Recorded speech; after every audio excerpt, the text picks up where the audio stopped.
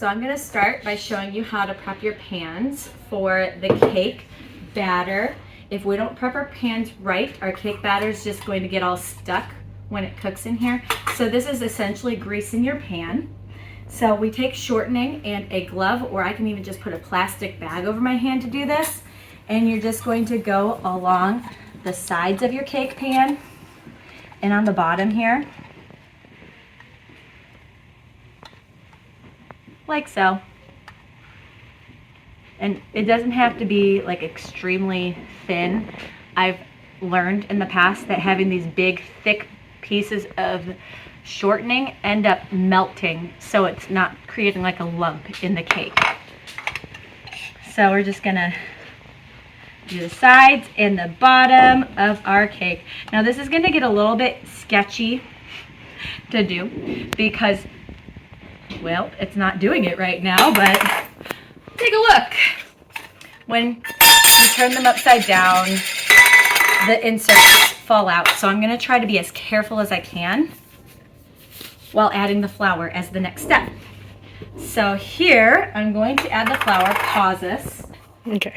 We are going to take some flour and we're going to put it in our cake pan, and we're just going to kind of move it around. And I decided to do this over a paper plate because a paper plate is clean. Brand new paper plate. That means that I can take this flour and put it back in here as long as it's nice and clean. So now I'm going to carefully I'm surprised the insert isn't falling out, but I'm pleasantly surprised. If it does, you just pick it up and put it back in. So this is how we prep the pan so that, here we go, got the excess out, so that our cake can come out of our pans. The nice thing about the inserts is that we can turn it upside down with the cake already cooked in it, and we can pop it on the bottom there to help get it out.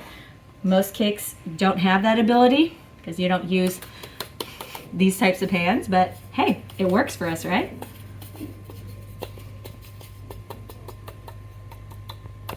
Shocking.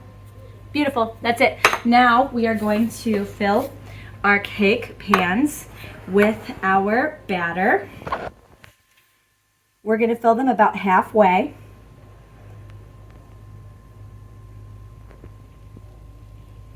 Your batter is going to be more runny than my batter.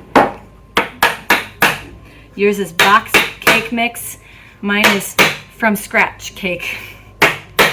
There we go. Now we'll fill the next one, also halfway.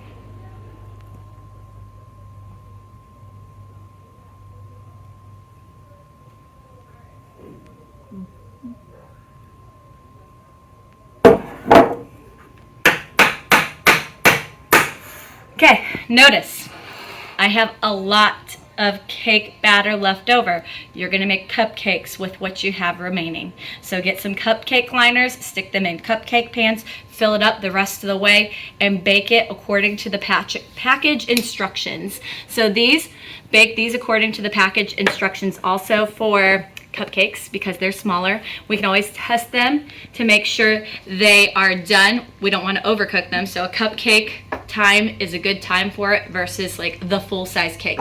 So if they're not done, we just cook it for longer. But if it's overdone, well, you can't really do much about that. So I think that is all we need. Okay.